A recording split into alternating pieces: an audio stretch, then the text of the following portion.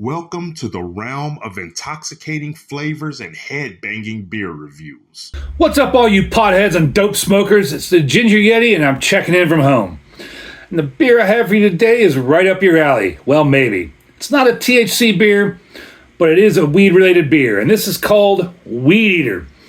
Now, this is a beer from Tired Hands Brewing Company, and they are out of Ardmore, Pennsylvania. I'm not really sure where Ardmore, Pennsylvania is.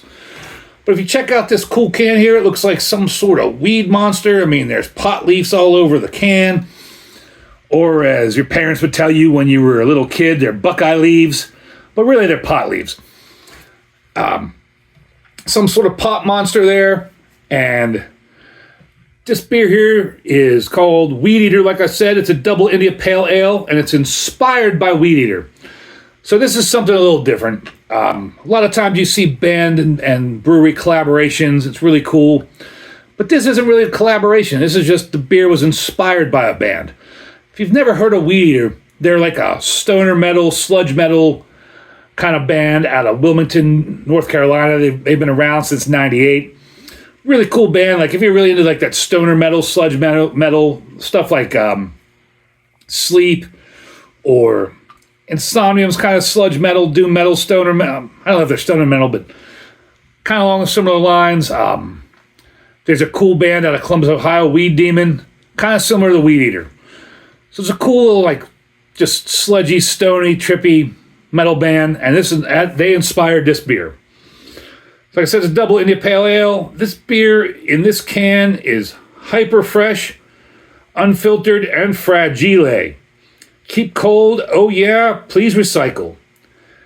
Ale brewed and canned by Tired Hands Brewing Company. And I don't see a whole lot else on the can here, just pot leaves everywhere. Looks like some purple kush or something. Yeah, that's about it on the can. There is, what is this on the bottom? Whippersnapper. 11/21/2024. That's pretty funny, Whippersnapper. All right, I paid $5.60 for this at Rozi's Wine House. And I always have picked it up just because that can looks crazy. And then when I turned it around to see that it was Weedeater, I'm like, a band beer, have to have it, right? Because you know I'm sucker for band beers, beers with cats on them, TV music-related, video game-related beers. Well, on tap, this gets a 4.14 with 4.4 thousand check-ins. I'm surprised to see that many check-ins on this. On Beer Advocate, it gets a 93 outstanding with 106 check-ins. And I'm already getting big tropical fruit notes just from popping that can. So I got big tropical fruit notes when I pop that can. But now I'm getting a lot of like piney and citrus notes sticking my nose in there. Yeah, just like that mix of piney and citrusness. Smells like a double IPA to me. As far as color, it's a little darker than I expected. I mean, I'm looking down probably about the 6 on the SRM chart. A lot of carbonation in there. Maybe a floater or two. About 2 fingers worth of big, slightly off-white, moose-like head. And it's just sitting there. A couple of fisheye bubbles in there, but this head is just sitting there. So, fire one up, smoke them if you got them. Let's get into the beer.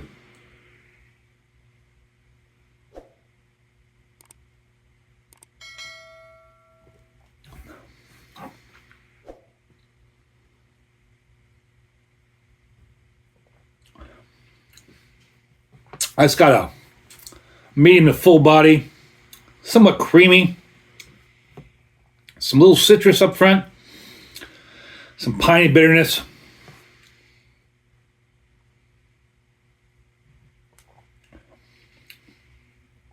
And that it's 8.4% alcohol. That alcohol is coming through a little bit. When you kind of get in the flavor, kind of get in the mouth and the back end. So you know you're drinking a higher alcohol beer, but it is a double IPA.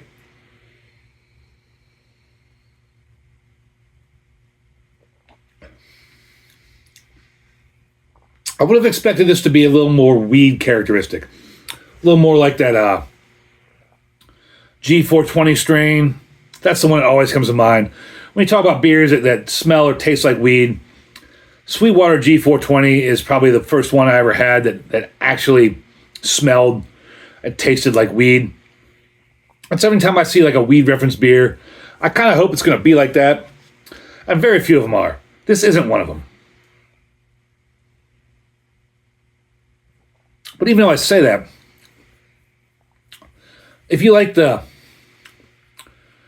piney bitter, a little bit of syrupiness to it, even the full body IPAs, it's not a bad beer. Just disappointed it doesn't taste like wheat. But it's still a good beer. I mean, it's a double India Pale Ale. It's a good beer. It's got that nice, like I said, it's got the nice body, nice bit of piney bitterness, a little bit of citrusness to it. There's nothing crazy over the top. It's not going to hit you in the head with hops. It's not going to just wipe your mouth out with hops. It's a nice, well-balanced beer. I give it a big horns up overall. Again, just because I'm disappointed that it doesn't taste like weed, since it's a weed-looking beer, weed-related beer, Weedeater's the name, doesn't mean it's a bad beer. I just think that if you call something weed or related to weed and have weed all over the can, it should taste like pot. But that's just my personal preference. But overall, judging the beer, it's a nice beer. It's a good beer. Like I said, big horns up. I drink this again. Tired Hands, you did a good job. And if you're out there watching my video, maybe you're too high to even pay attention to me anymore. But if you're not, embrace the adventure.